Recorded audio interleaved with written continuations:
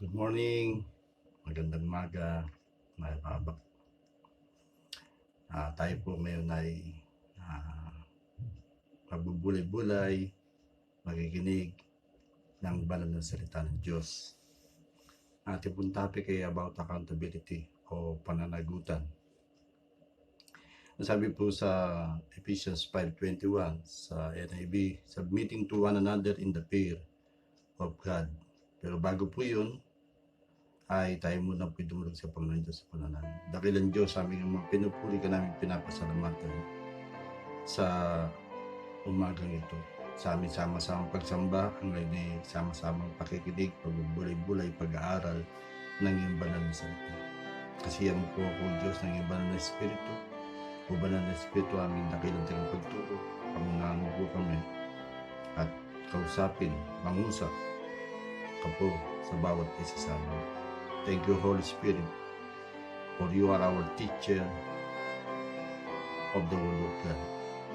Teach us, anoint us, inspire us, encourage us, so that we may live according to your will. Thank you, God. In Jesus' name we pray. Amen at amen. So, karamihan sa atin, alam na natin yung Christian accountability o yung pananagutan ng bawat mananampalataya. Meron po pananagutan ng bawat mananampalataya, pero bago yun, ano ba yung pananagutan o what is accountability? Accountability is taking responsibility for words and actions. Kumbaga, meron kang pananagutan sa iyong sarili, sa iyong kapwa, higit sa lahat sa ating Diyos. Kumbaga, clear commitments that in the eyes of others have been kept. So, yun po yung sinasabi ng accountability nating sinuri. Kaya napakalaga po na maunawa natin ang ating pananagutan. So, accountability, ang sabi po ni Friends playwright, it is not only what we do, but also what we do not do for which we are accountable.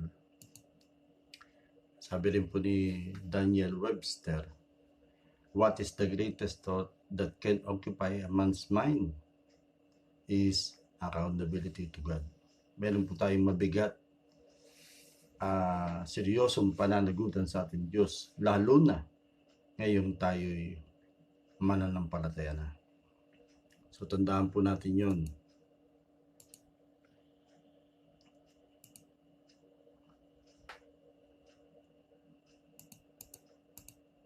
So, we are accountable to government, sa ating mga kanyang asawa, kung may asawa na kayo, to our teachers, employers, or subordinate, and its other, o yung kapatiran, magkapatid sa Panginoon. Muli, ang sabi ng Ephesians 5:21, submitting to one another in the fear of God. Magpasakop kayo sa bawat isa na may paggalang sa Diyos. So, yun po yung sinasabi. Accountability in a family. Alam po natin sa Ephesians 5:22. Samahan niyo po kung buksan ninyo yung Biblia sa Ephesians 5:22. Sinasabi po nito, mga babae, pasakop kayo sa sarili-sarili ninyong asawa tulad ng pagpapasakop ninyo sa Panginoon. So, husband and wives and children, dahil yan ay sinasabi din sa Ephesians 6:4. Ang sabi po diyan sa Ephesians 6:4, kasama ang mga anak. Tingnan po natin. Ang sabi dito, pati magulang. Mga magulang, huwag kayong gumawa ng mga bagay na ikagagalit ng inyong mga anak, sa halip palakihin ninyo sila ayon sa disiplina at katuruan ng Panginoon. So, accountability in a family. Every member of the family has an accountability to each other. Ganun din po, member ng church. Merong accountability ang pastor, higit sa lahat sa Diyos, sa kanyang mga nasasakupan. At yung mga miyembro ng church ay may pananagutan sa pastor, sa mga leaders, sa bawat isa.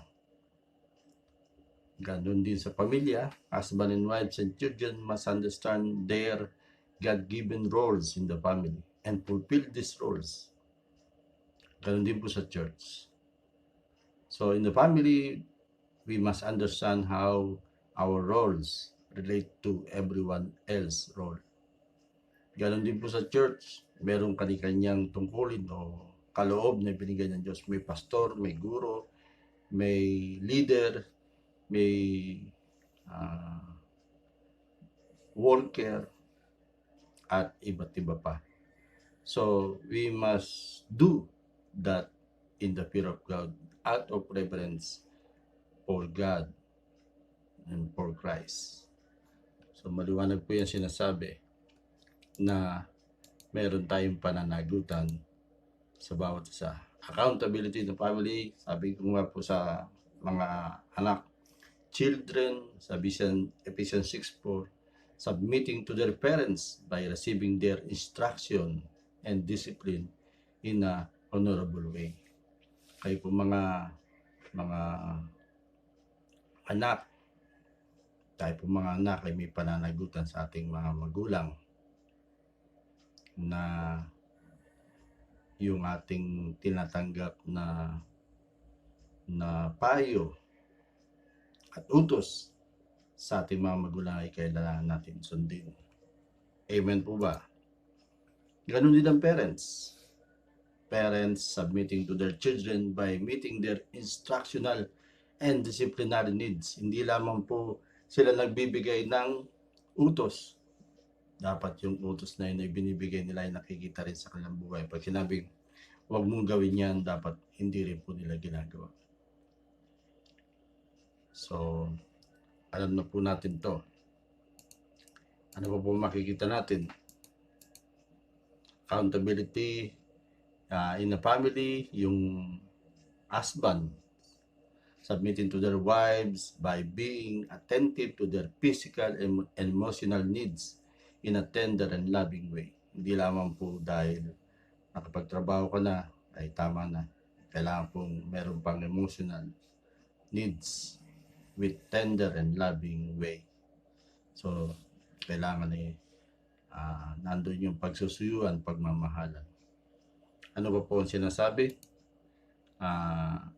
Dumako naman tayo sa accountability in a church. Sabi po sa Ephesians 4:25. Tignan po natin sa Ephesians 4:25. Buksan po natin ang ating Biblia. Ephesians 4:25, sinasabi po rito, dahil dito itakwil na natin ang pagsisinungaling. At tayong lahat ay magsabi ng totoo sa isa't isa sapagkat tayo bahagi ng isang katawan. So, tayo po ay bahagi ng isang katawan. Kaya tayo ay mayroong pananagutan sa bawat isa. Sabi rin po sa Ephesians 5:4, huwag din kayong gagamit ng anumang malaswa o walang kabuluhang pananalita at pagbibirong di nararapat. Sa halip, magpasalamat kayo sa Diyos. So, meron po tayong pananagutan maging sa iglesyang ating kinaniban o sa church. Accountability na church, kagaya ng ating nabasa Ephesians 4:25 and Ephesians chapter 5 verse 4.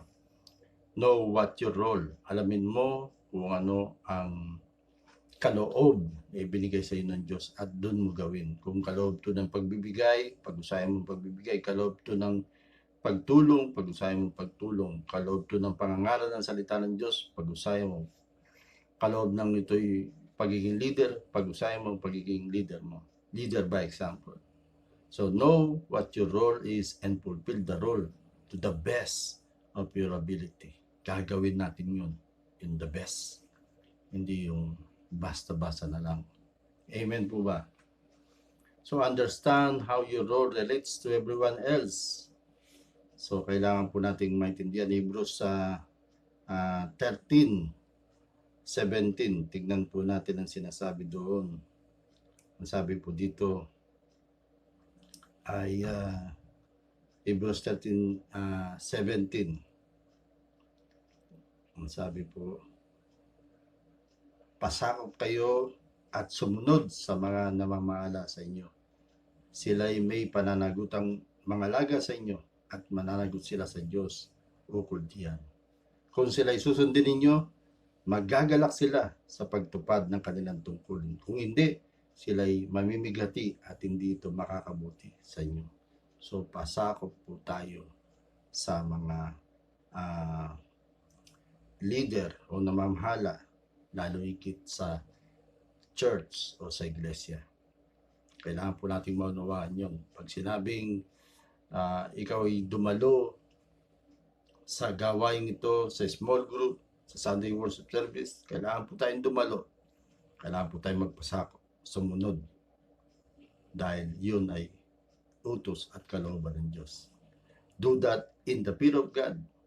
Yung out of reverence for God. Gawin natin yun na may paggalang sa Diyos. Kapag ginagalang natin sila, yung namamahala sa iglesia, ginagalang din natin ng Diyos. Dahil yun ang kanyang tagubilin. Yun ang kanyang utos. So, mahalaga po yun. Mahalagang malaman natin. So, accountability in a church, under Ephesians 4:25, yung kailangan merong pagpakumbaba, humble, to make law. Sabi po sa 1 Peter 5:5-6. Tingnan po natin 1 Peter 5.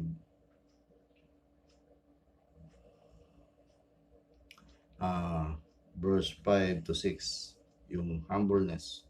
At kayo namang mga kabataan, pasakop kayo sa mga pinuno ng iglesia. Inuulit-ulit. Kayo mga kabataan, pasakop sa mga pinuno ng iglesia, sa mga leader. Magpakumbaba kayong lahat sapagkat nasusulat, sinasaway ng Diyos ang mapagmataas, ngunit kinaluluguran niya ang may mababang kalooban. So yung pagpapasakop, ibig sabihin meron kapagkumbabaan, merong mapagpakumbabang puso.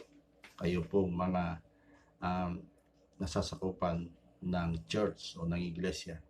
Pasakop po tayo sa mga namumuno ng iglesia dahil ito'y utos ng Diyos. Magkaroon din hindi lamang tayo magkaroon ng humble heart, magkaroon din tayo ng teachable heart, willing to listen and alter our point of view. Tayo po ay mayroong buong pusong makinig sa kanila at igalang sila. Ano pa po yun? Approachable. Kailangan ang bawat isa ay easy and enjoyable to talk to. Lalong higit ang mga namumuno ng iglesia. Ano pa? Honest. Matapat. Committed to the truth. Especially as it relates to ourselves. So, hindi po tayo nagsisinungaling o nagsasabi tayo ng totoo.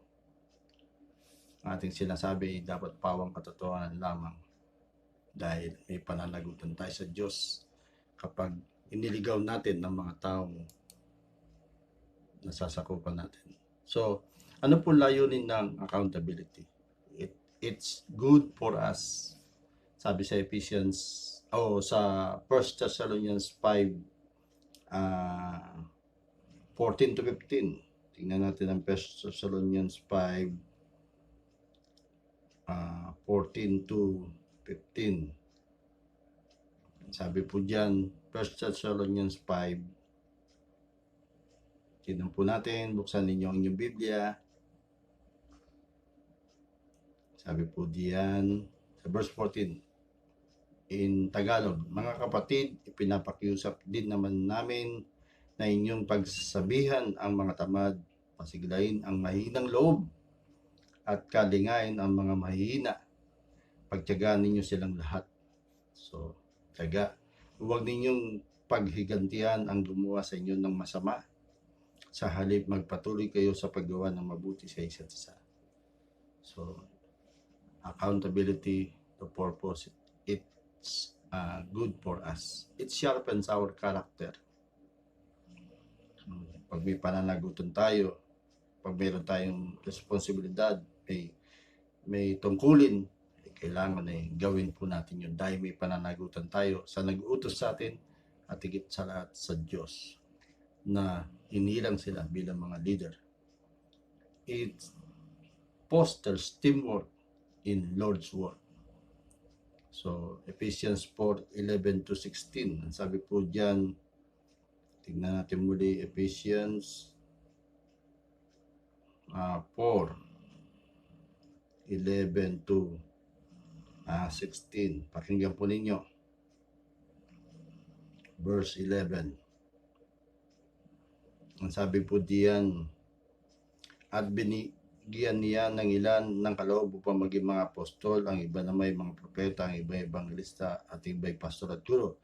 Ginawa niya ito upang ianda sa paglilingkod ng lahat ng mga banal para sa ikatitibay ng katawan ni Kristo ang Iglesia, hanggang makamtan natin ang isang pananampalataya at pagkakilala sa anak ng Diyos at maging ganap ang ating pagkatao ayon sa pagiging ganap ni Kristo.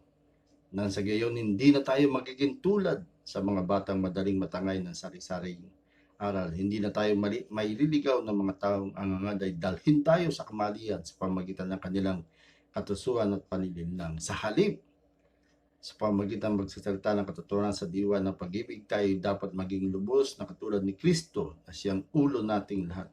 Sa pamagitan niya, ang mga bahaging pinag-uugnay ng kasukasuan ay magiging isang katawan, at kung maayos na gumaganap ng tungkulin ng bawat bahagi, ang buong katawan ay lalaki at lalakas sa pamagitan ng pag-ibig.